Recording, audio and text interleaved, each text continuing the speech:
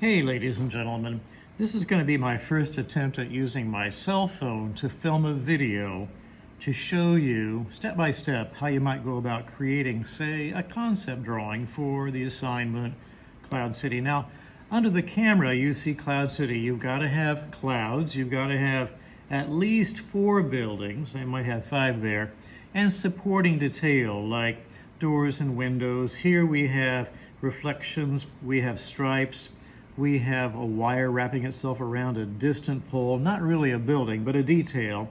We have lines wrapping around something that looks a little bit like a cone, and then these lines here angling up and down the flat sides of a pyramid. You see one door is right there. So there's all kinds of details that you can choose to add. I've just chosen to add a few features on the buildings, that's it. Now, before we get to the detail part, we have to first organize the whole page.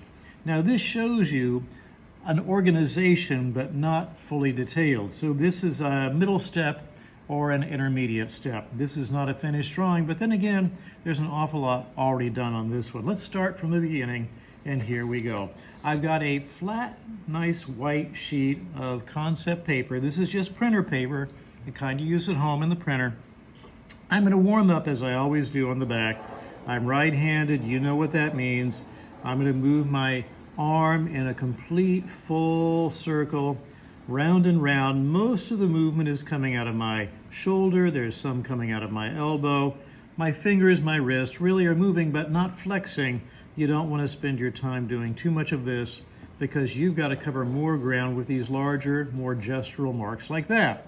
So this is an important mark to be able to make. Remember, turn the paper any way you want to make it easy for you to make the mark.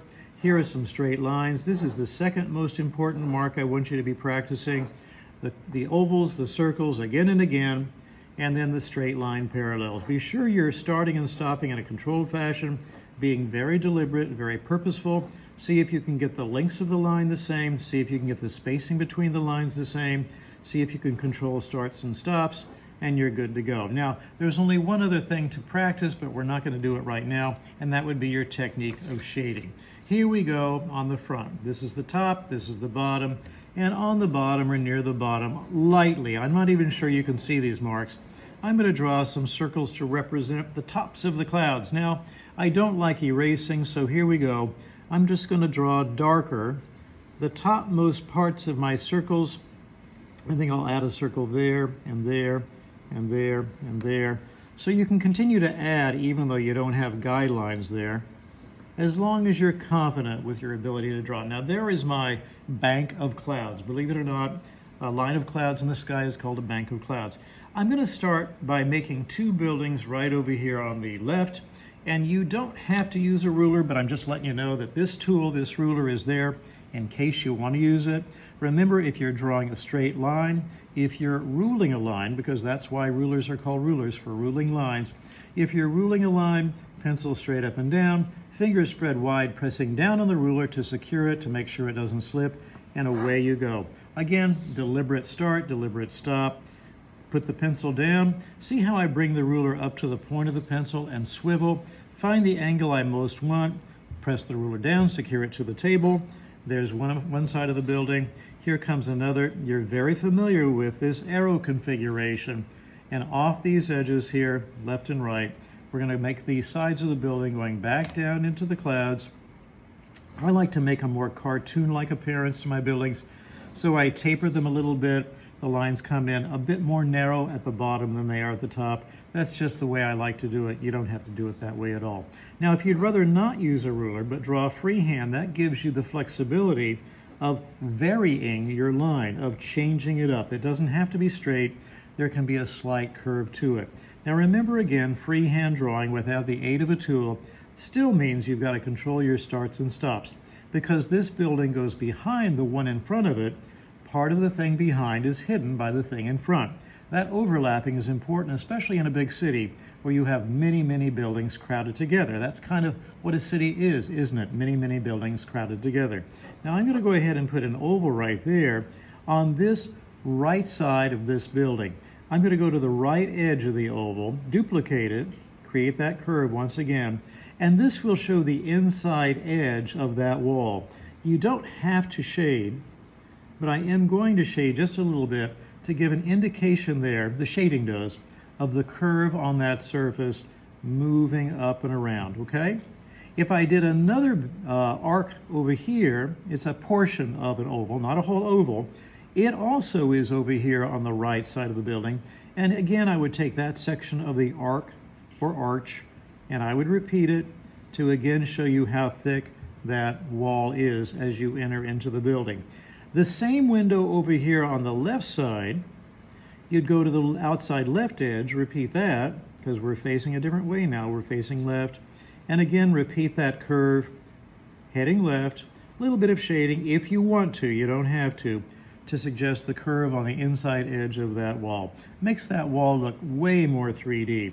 Maybe I'll go up here and put a little antenna, just a small detail, as many details as you can add. Some of them can be super simple, right? Now on this building right here, I'm just going to create a row of windows on the right, a row of windows on the left, giving the appearance of a modern office building covered with glass, okay, sheets of glass. And I'm going to take this angle right here and repeat it. And I don't have to repeat it in a regular way, but I kind of am, I guess. Do you notice how this line run parallel to each other, parallel to the top? That's what you want. Over here on this side, the left side, that's a steeper angle. Let's continue on. See how this runs parallel to that, this runs parallel to that, and so on, and so on, and so on, and so on. Okay, so you just repeat the arrow down the length of the building coming off this center line, and it looks like a modern office building where left and right sides are faced with big sheets of glass. Now, I see a little mistake here, this overshot. I'm going to erase that. Now, these two buildings are done. Remember I said you've got to have at least 4 buildings. These 2 buildings have all the detail they need. I like to sometimes put a zip line through. Notice how I drew lightly, then I went back and reinforced the portions of the zip line that I can see. I cannot see this portion. It goes in one window and out the other, so the wall right here hides it. Be sure and not represent something hidden, because after all, you can't see it. And I'm going to turn the paper this way. I know that's upside down for you, but that's a convenient angle for me to go ahead and put a little human form here. Boy, that human form is small, hanging on the zip line. That human could be you or me, and because of that, you or me has a sense of how big we are in relationship to these buildings and these clouds. And we can see we're pretty shrimpy by comparison. So that's what you call perspective or scale, a relationship in the picture that allows us to see differences in things, okay? In this case, we see the difference between ourselves and some of the other objects in the picture. Now over here on this right side, I'm going to draw a line. I'm going to draw another line. They cross each other, these lines. It's just an X marks the spot. I could have used my ruler, but remember, you don't have to. What I'm going to do here at the top, very lightly, an oval. Now that oval is going to be the bottom of a cone, all right? There's the tip of the cone. It's turned upside down, kind of the way an ice cream cone would be held with the ice cream up here, okay? Now, you could represent the whole oval, or it may be that you don't see the whole oval. Maybe you only see that curving edge. Maybe the opening is facing away from you, all right, like that. And to indicate that this surface curves, I can continue to add curving lines to describe the curve of the surface. This is called line, follows form. The line curves and follows the form, the curved surface of the cone, okay? So there's that cone right there. With shading, it will look even more like a cone. It will look even more conical. I'm going to take and divide that down the middle. Here I'm going to use straight lines, kind of like what I did over here. And these straight lines coming together as an arrow along that middle line, that middle edge of the pyramid, show me that these are flat surfaces. And the lines across these flat surfaces rise and fall in appearance. Okay, just like that. We're down here looking up. This is what we see. Now that's 1, 2, 3 buildings. I need one more. I think what I'll do here, let me take a ruler to make sure that this line is straight.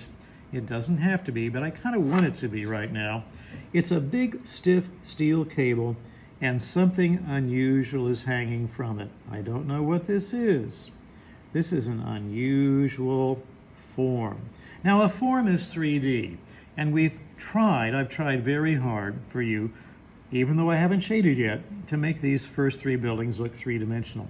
How can I make that look more 3D? Well, I can add some additional edges.